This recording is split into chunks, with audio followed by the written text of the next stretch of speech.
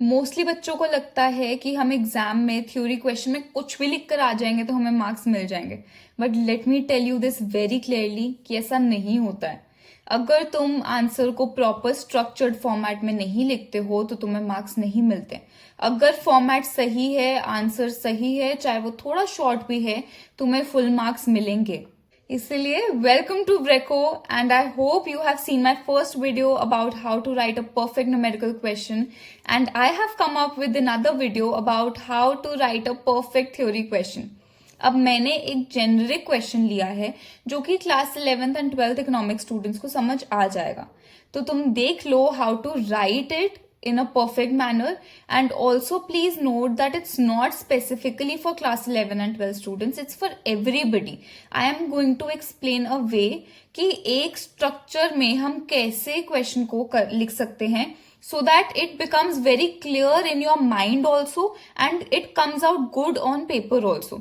क्योंकि सबकी प्रॉब्लम ये होती है कि हमारे दिमाग में 100 थॉट्स घूम रहे होते हैं पेपर में, और वो निकलते जब पेपर में लिख कर आते हैं इट इज वेरी क्योटिक, क्योंकि आपके दिमाग में इतना स्ट्रेस होता है, इतने थॉट्स होते हैं that even when you write it on the paper it's very chaotic. And to avoid that I have made this video for everybody, for every student, so that you learn what a structured manner of writing a perfect answer is, and you score perfect marks in your theory questions.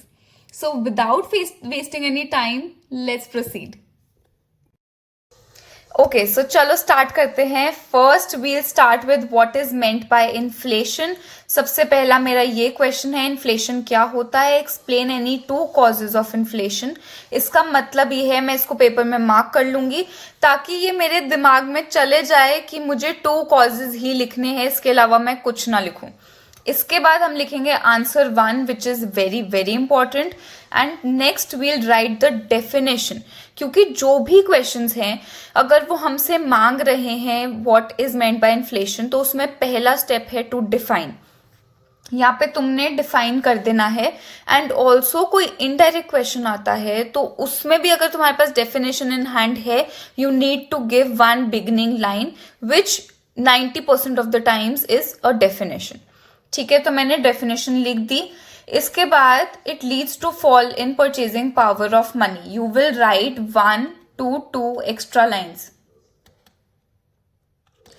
This is basically a 3-mark question. Please note that this is a 3-mark question that I am writing the answer for. I'll bring more videos for 4 markers and 6 markers also, but this is a 3-mark question. तो define के बाद आपको लिखनी है 1 या 2 extra lines उसी topic के बारे में, जो कि मैंने यहाँ पे लिख दी. Now come to the second part which is two causes of inflation. Two causes कौन से आते हैं?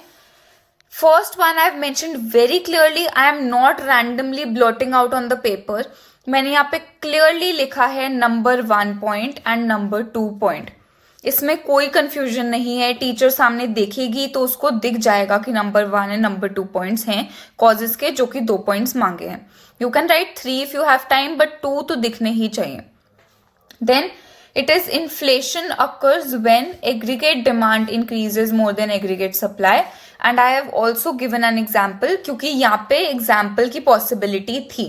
अब कई questions में example नहीं भी होती है, then it's fine. Then you add 2-3 lines on your own like you write according to the topic.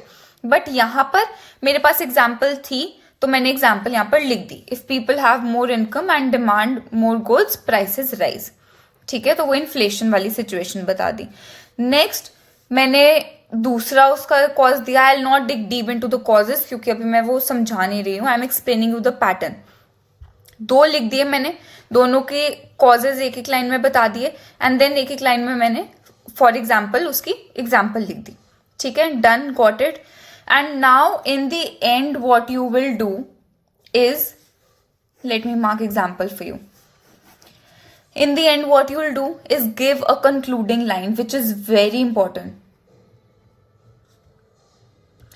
This is very very very important. concluding line होनी ही चाहिए which starts with however, thus, etc etc. Most probably 10 से start होती है. You can not start with 10 also, you can just write a concluding line as it is. इधर मेरे पास option थी, मैंने लिख दिया. What I've written is, thus inflation is a rise in general prices and can be caused by increased demand and increased cost of production. So the thing to note here is कि ये वाले points मैंने ऊपर की summary दे दी, ठीक है. So I have not written anything extra apart from what I have written above. जो मैंने ऊपर लिखा है उसी की मैंने 1 लाइन समरी नीचे लिख दी है कि इन्फ्लेशन को जनरल प्राइसेस का इंक्रीज कहते हैं and these are the 2 causes. I have explain them in 2-3 words, that is it. ये कर सकते हो, या इस टॉपिक के अराउंड कोई तुम्हें आती है कंक्लूडिंग लाइन तो वो भी जेनेरिक लिख सकते हो. It is not mandatory, but what is mandatory is to give a concluding line, which is of course better if you conclude the above part. अब ये नहीं होता कि ऊपर तुमने लिखी ही 4-5 लाइन्स है और उसी का कंक्लूजन लिख दो. इट वुड मीन कि वही आती है लाइन और वही दोबारा लिख दिए. That is wrong. But if you have written good amount of lines, if the teacher knows that you've written everything, तो फिर तुम समरी दे सकते हो कंक्लूजन में. अदरवाइज कंक्लूजन फिर एक्स्ट्रा लाइन कोई सोच के लिखनी पड़ेगी, ठीक है. I hope I am very clear on this.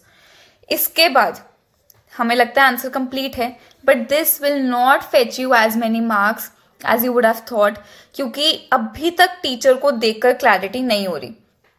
What is missing is keywords. Keywords need to be underlined, क्योंकि तुम एक टीचर के शूज में आके देखो, यू विल नो कि टीचर को क्लैरिटी पसंद है. They need to check a lot of papers. सिर्फ तुम्हारा पेपर नहीं है जो उनको चेक करना है, they need to check a lot of papers.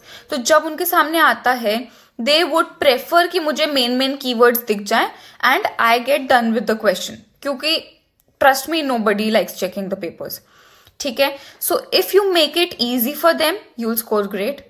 If you make it difficult for them with bad handwriting, with no underlining, with no points, and with no paragraphs, all these 4 points, if you don't give them, then you will not get marks. Because teacher को effort लगेगा तुम्हारा answer check करने में and she'll get frustrated. ऐसे ही. तो इसीलिए please make it extremely easy for my teachers, and this is what I tell my students and I have been telling for the past 6 or 7 years कि please make it easy for the teacher to understand your answer. She doesn't want to waste time in checking just one paper and trying to understand कि इस बच्चे ने क्या लिखा है, मैं उसको समझूं. ऐसा नहीं होता है. किसी को चेकिंग पसंद नहीं है, तो उनके लिए जितना ईजी करोगे उतने ज्यादा मार्क्स आते हैं. Please note this. And also subscribe to Vreco if you haven't for more such tips. And now I am going to go with the underlining. अब underlining में problem क्या आती है, कुछ भी underline कर देते हैं. ऐसा नहीं होता है. I'll make another video for underlining as well, but for now I'll just do it myself.